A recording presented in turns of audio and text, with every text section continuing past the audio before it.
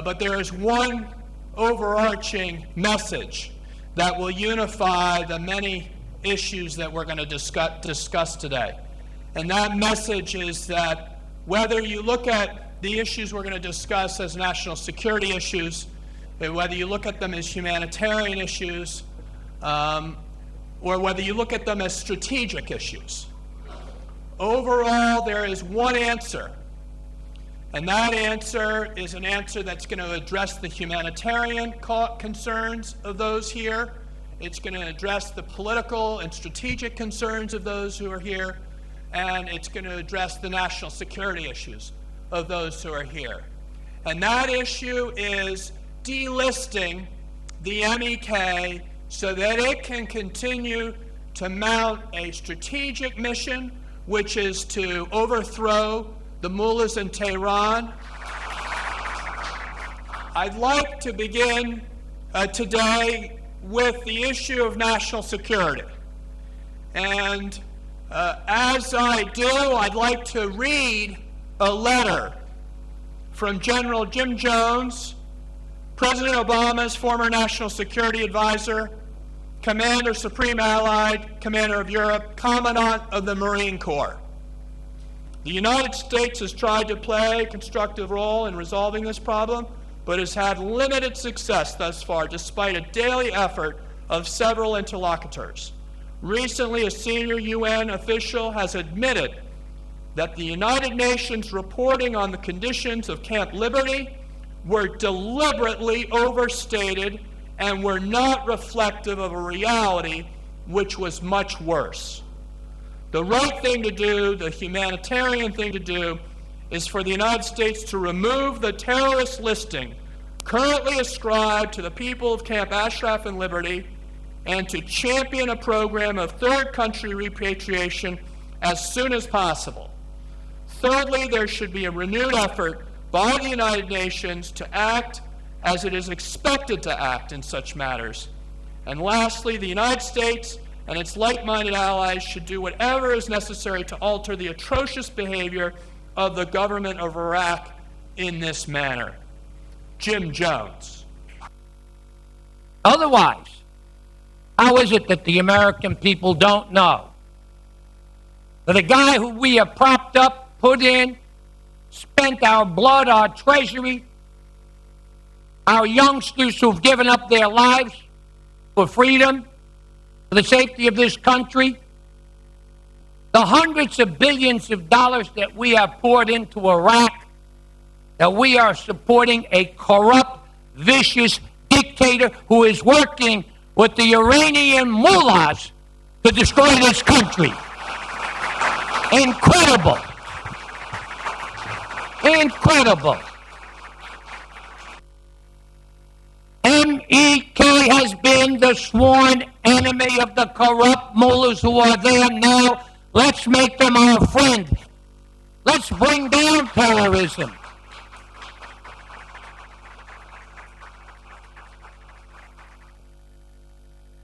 Expose them. Expose the UN. Take them on where it hurts.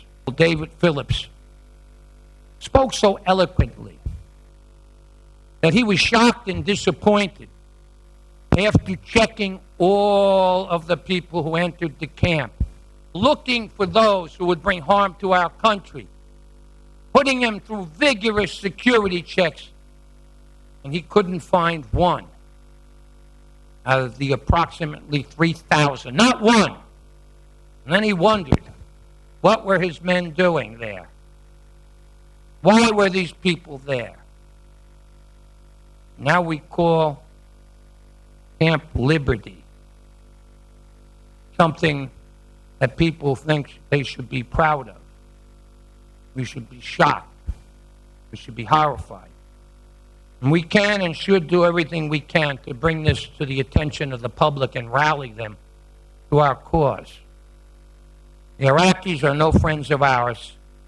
I'd go after them. And the UN, as long as it distorts the truth, we have a duty and obligation to expose that. Thank you. You know, Iraq under Prime Minister Maliki is a nation that is taking the U.S. taxpayers' money, but acting more and more like an Iranian ally. Iraq is siding with Iran, as we have heard, not only on its nuclear weapons program, but also in defending the Assad regime in Syria. I ask the United Nations to conduct an independent investigation into the humanitarian conditions that would be not only provided to the Human Rights Commission of the United Nations, but also to the U.S. Congress. Certainly, if the United States taxpayer is going to provide the Maliki government with billions of dollars in U.S. military assistance a year, should we not condition this vital assistance on his government? After all, he's proven not to be a reliable ally. And we must, in effect, put these strings. And as Senator Kennedy used to tell me and others who worked for him, no one should get a free ride when it comes to violating the basic human rights of anyone around the world. And the Maliki government seems to be getting a free ride from the American taxpayer. Enough is enough. Senator Kennedy and those of us in the Democratic Party who understand that this is not merely a political issue, but a humanitarian issue, realize that the State Department has an obligation to not only delist, but also to treat this matter as a refugee and humanitarian issue. And there is absolutely no doubt in my mind that Iraq is serving as Iran's proxy to punish, to intimidate, to penalize, to subjugate, and to harm the refugees and asylum seekers that are now placed in a humanitarian plight. No one should get a free ride when it comes to violating the basic human rights of anyone around the world. And the Maliki government seems to be getting a free ride from the American taxpayer. Enough is enough. Senator Kennedy and those of us in the Democratic Party who understand that this is not merely a political issue, but a humanitarian issue, realize that the State Department has an obligation to not only delist, but also to treat this matter as a refugee and humanitarian issue. I think it's time for my friends in the department to acknowledge that they have an obligation, a humanitarian obligation, in the absence of credible proof, to do what's right. It's also my considered opinion that a nuclear weapons-capable Iran, with its present government, would be a dramatically destabilizing factor for not just the Gulf, but for a greater region. It appears to me something far more sinister, and I think that we have to take note, not just the United States of America, but all the communities of free nations. It is without question and without doubt in my mind, as it is with many American soldiers, that the Iranian government has not been helpful to the people of Iraq as they pursue a quest for self-determination. Where will it stop? Because we've got four threads running through this. And one is our honor as Americans. Are we going to uphold these agreements we've made? The second is a very simple question. We have human rights requirements involved where we have given guarantees and there are still life-threatening consequences involved. So that's number two. Number three is my real day job, which is our national security. My job is to find terrorists. You know, we looked at Camp Ashraf. We didn't find any. But you know what? We found some in Tehran. And I think you know who I'm talking about.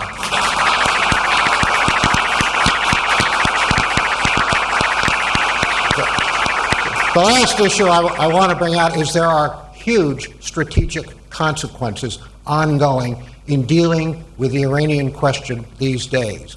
This is a very, very big deal. You just happen to be sort of at the tip of the lance doing something, bringing attention to something that has got extraordinary global ramifications. Have we deterred the regime's determination for nuclear weapons? The answer to that is clearly no. All the reports that are coming out, and there's another one coming out very shortly, already parts of it have been leaked, that show that in fact they have progressed very far down that road. The last question of reviewing these 16 months.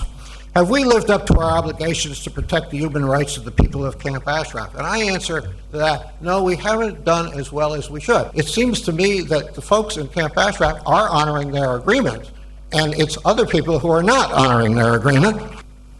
Well, there's two people that the Secretary of State has to listen to. One is the President of the United States, and the other is the American people.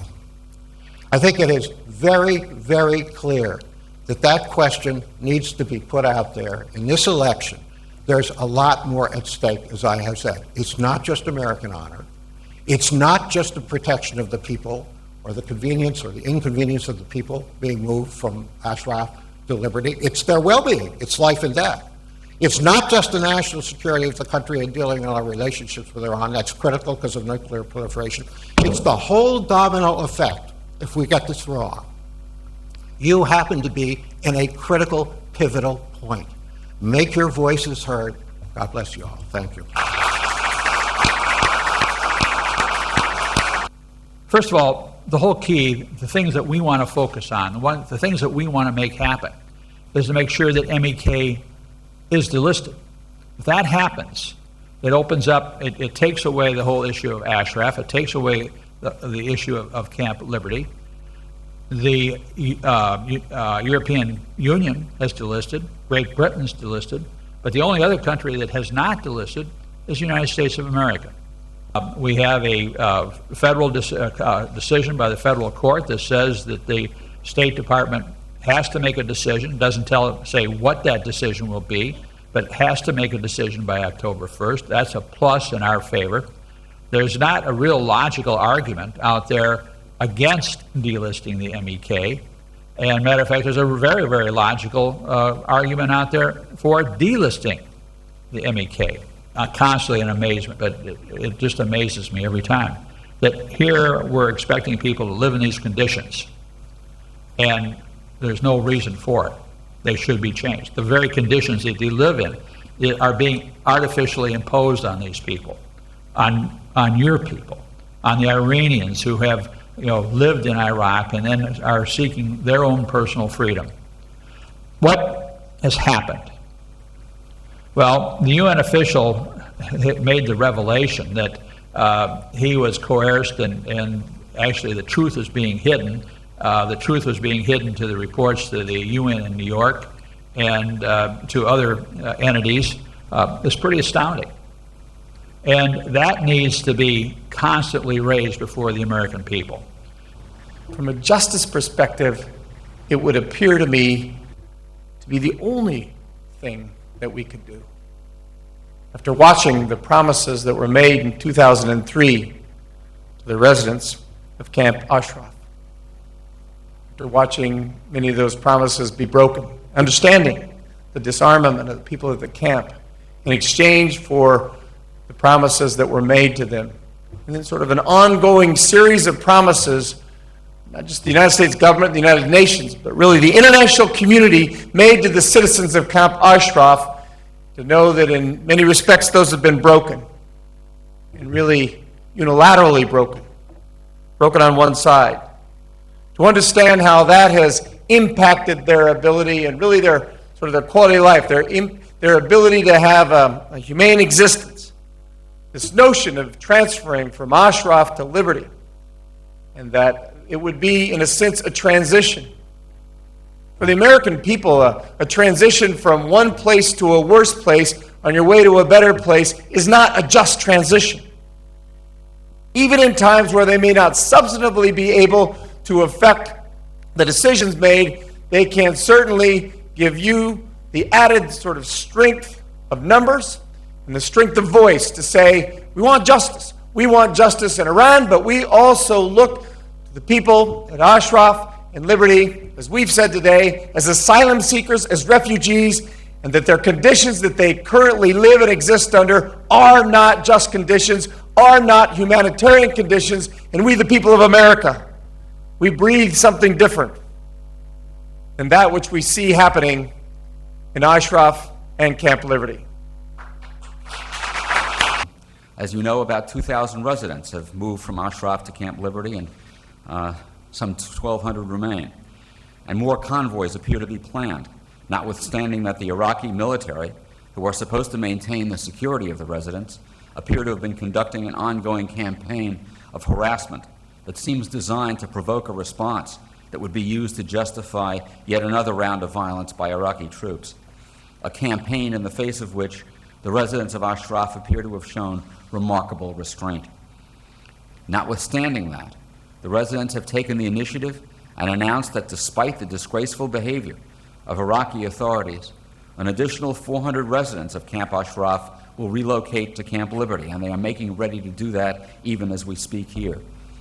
But even this agreement to do what the State Department and the Iraqi government have claimed they want has been met with delay and obstruction. The Iraqi government, with no apparent criticism from us, has refused to take yes for an answer. The Iraqis have delayed the inspection of the residents and their possessions so as to delay the move. It's really time to end this charade, this process. As I said a moment ago, it's time to end this. The continued listing of MEK is the main obstacle to resettlement, and the MEK has done all in its power to comply with even the irrelevant demand that Ashraf be closed. Enough is enough. And the timing could not be better for delisting. The negotiations over Iran's nuclear program have gone nowhere. All reports are that the regime is continuing and intensifying its efforts to obtain a nuclear weapon. There's no goodwill to be lost by delisting because there's no goodwill to start with. On the other hand, the mullahs face the real possibility that their principal ally in the Middle East, the barbaric regime of Bashar al-Assad in Syria, is facing imminent collapse. This would be an ideal time for the U.S. government simply to do the right thing and remove a listing that was always questionable and that even now is totally unexplained, so that the people of Ashraf and the people of MEK can be free to do what they have always wanted to do, which is to bring about regime change in Iran.